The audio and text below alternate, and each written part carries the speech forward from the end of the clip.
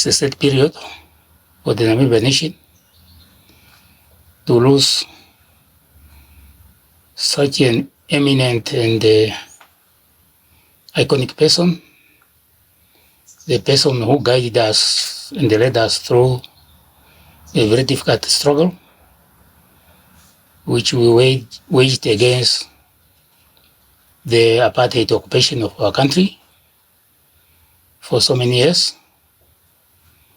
But we are also celebrating his life because to reach the age of 95 by itself is a milestone. For that, we believe that he has completed his journey in honor and in dignity, and he left us with the foundations of nation building, and we are grateful for that. Yesterday was the Constitution Day, as you may recall. On the 9th of February 1990, the Constituent Assembly unanimously adopted the Constitution of Namibia. And the Constitution of Namibia is our heritage from Sam Nujoma. We are grateful for his leadership, that he bequeathed on us this very important document, the Constitution of Namibia. This is the foundation of our nation. So these foundations were created by Sam Nujoma under his leadership. And as a nation, we must be grateful for that. As to my relationship with Sam Nujoma, I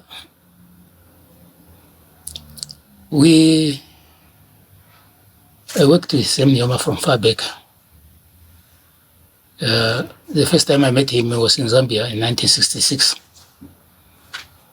Perhaps some of you were still not born that time. And I was 21 years old. But Sam Nujoma valued education. He encouraged all the young people to go for schooling. And once I completed my first degree at the University of Zambia,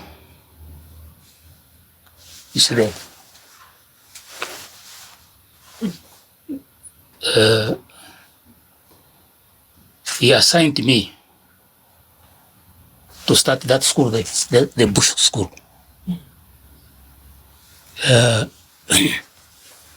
Far back in 1974.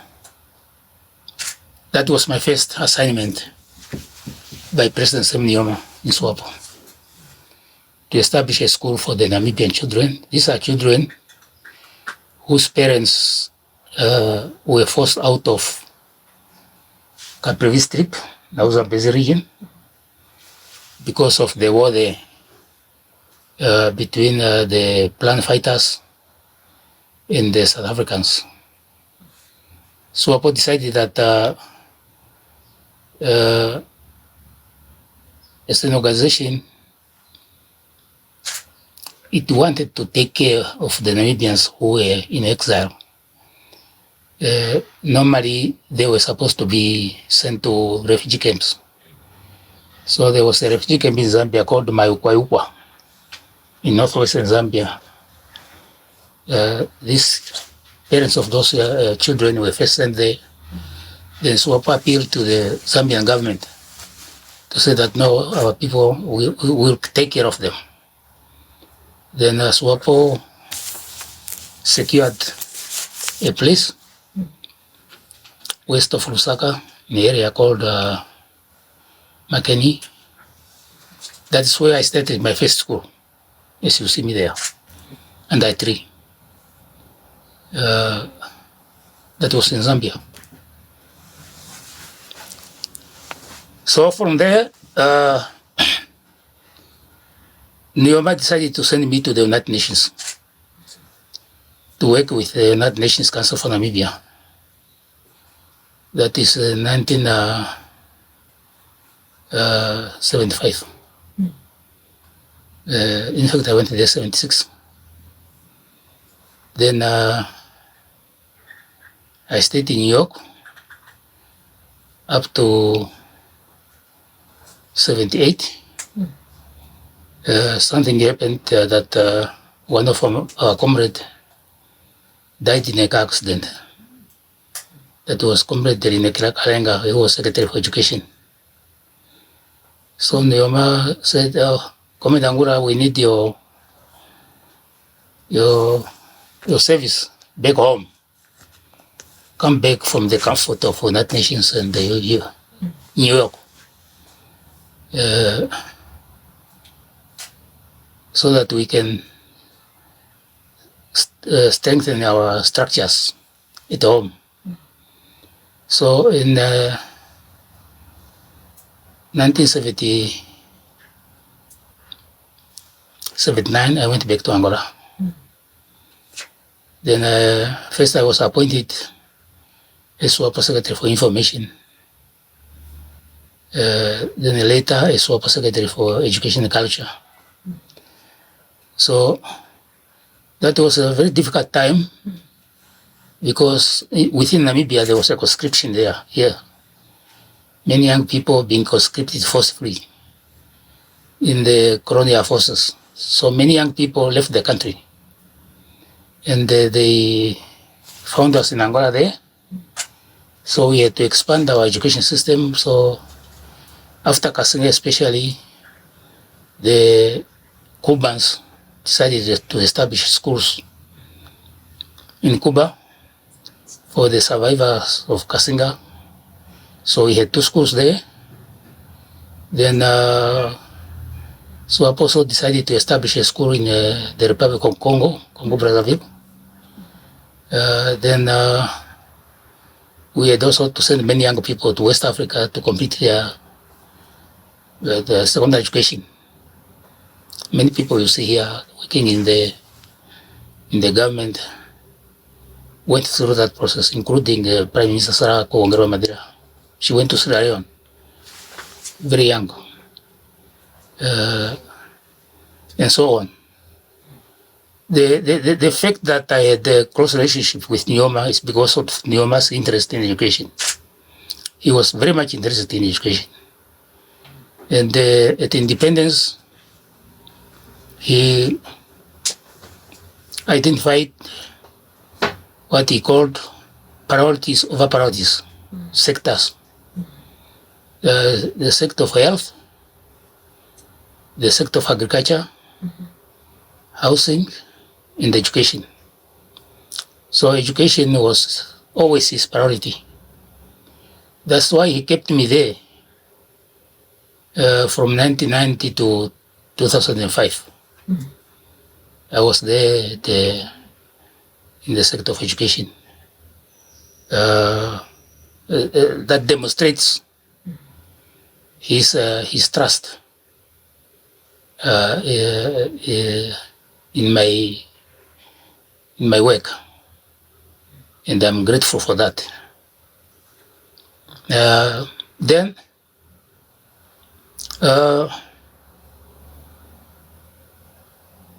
when he retired, he established his foundation, Sam Nujoma Foundation. He invited a number of comrades, including Comrade the late Benny Gurirav, the late Hendrik Witboy. Then he decided that I should chair the board of his foundation. I was rather surprised because there were more senior people on the board who could do that. But why he decided that I'm the one who should chair it, I never asked him. But he did that. And Perhaps his views on me are expressed in this document. When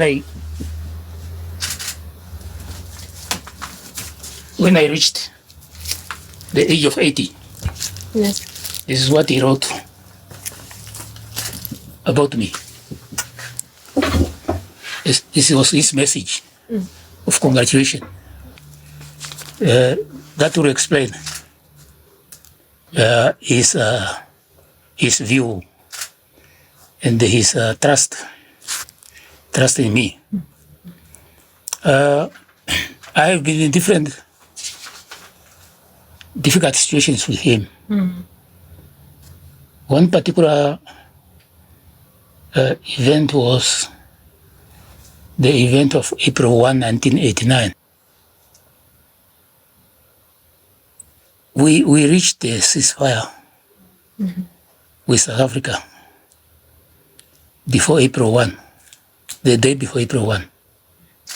April 1 was supposed to be the day the ceasefire will take effect. Then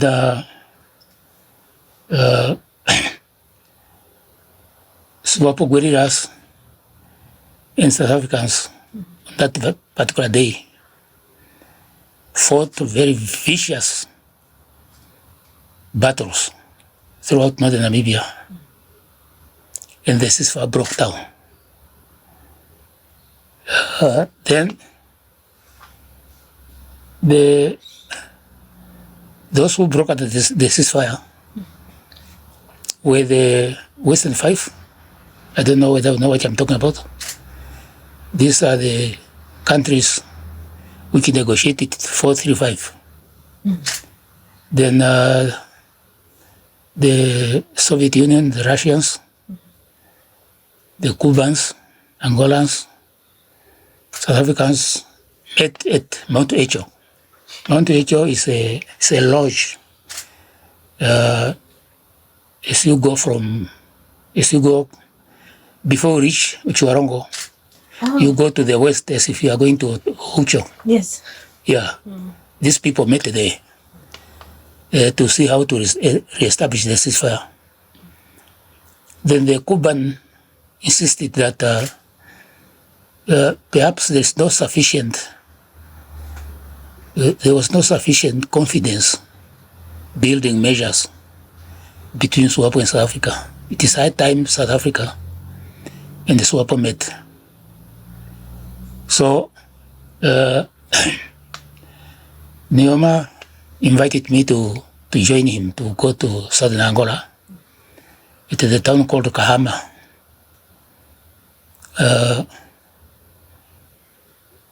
From Kahama, the Angolans facilitated a flight for the SWAPO delegation to meet the South Africans at Ruacana. I led that delegation to reestablish the ceasefire. So we met the South Africans at Ruacana. Then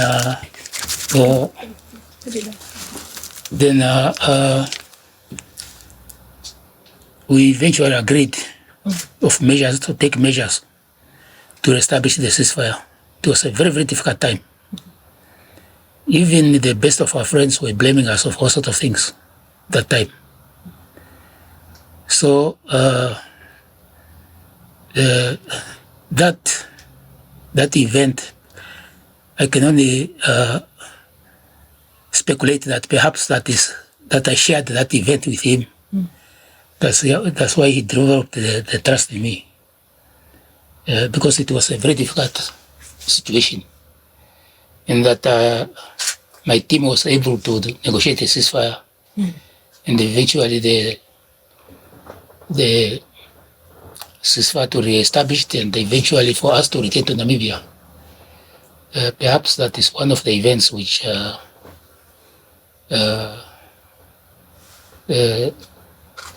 consolidated his trust in me. One thing about Sam Nujoma, once he decides on something, he has made a decision. And he will not waiver. No. Once he decides that's it. And he was a very firm leader, very firm. Yeah, in his decision-making processes, very firm. So some people who might be affected by a particular decision shall describe him differently than what I'm describing now. We used to have conflict, so to say, in exile. You know, we stayed there for too long. And some people, I think, thought Nujoma was too stubborn or something like that. He would not accept half kind of baked kind of offers from South Africa. He will stand firm and say that no, what we want is one thing, independence, full stop, and so on. So some people perhaps found him to be too rigid in that regard. But working in South Africa, you are forced to be, because South Africans were themselves very determined to keep apartheid. It was only the Battle of Kutokanaval which showed them the lesson that you cannot keep apartheid forever. Education was one of his priorities over priorities. One of the things he did was to make sure that there were financial and the resource allocation to the sector of education. That's why we were able to expand and to make sure that children were in school. In fact, by the time I left the education sector in 2005, the enrollment of children who were supposed to be in school was close to 95%. I don't think it's the case now. Do you think we went up? We went down. Okay. Yeah, I think we went down. I see a lot of when you go even in town, just go to this place here. These shoppers, you find children there bare feet. Or you go at the junction of Sam Nujoma and Robert Mugabe. You find kids there barefooted begging. They are not in school. That time, Dr. Libatin took action, and all these homeless children, she rounded them up and put them in a shelter somewhere. Yeah. It's not happening anymore now. The leadership that cohort of Sam Nujoma leaders, ministers, everybody believed in progress. That you have to bring up something new. And in the sector of education, we found that children were being taught under the trees and stick or corrugated iron shacks or something. We put up a program to build schools in the rural areas there. I enjoyed the fact that after every 2 months I go to rural area to open schools, new schools. Now I see the newspapers now that the teaching under the trees and under the shacks has come back. I don't know why why it happened, but it's there.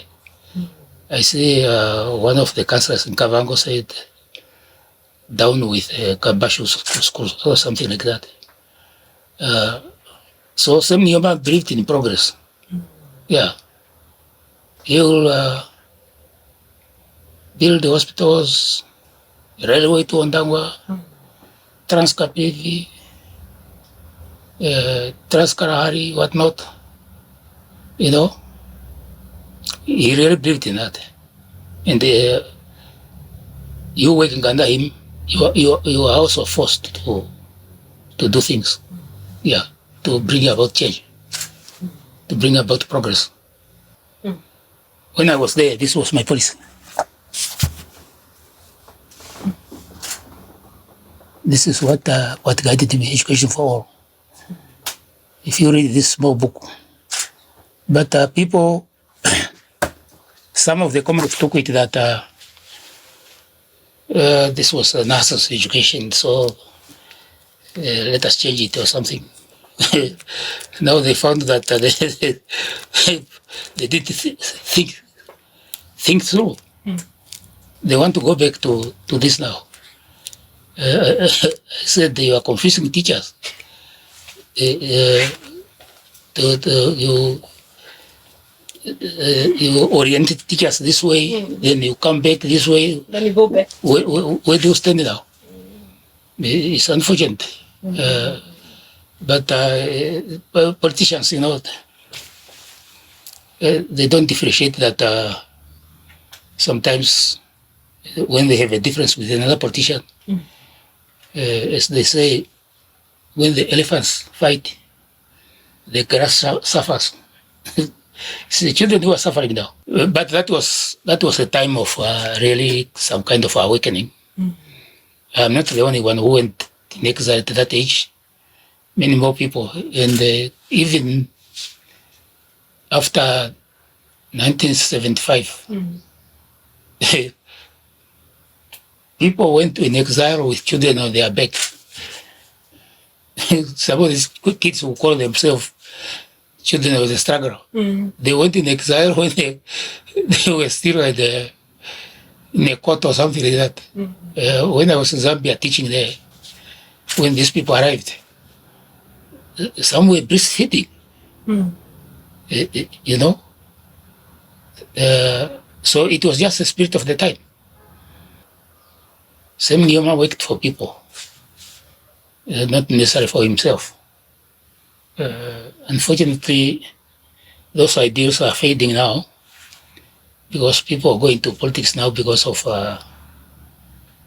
they want a job. When you elect them and they go in parliament, they forget about you.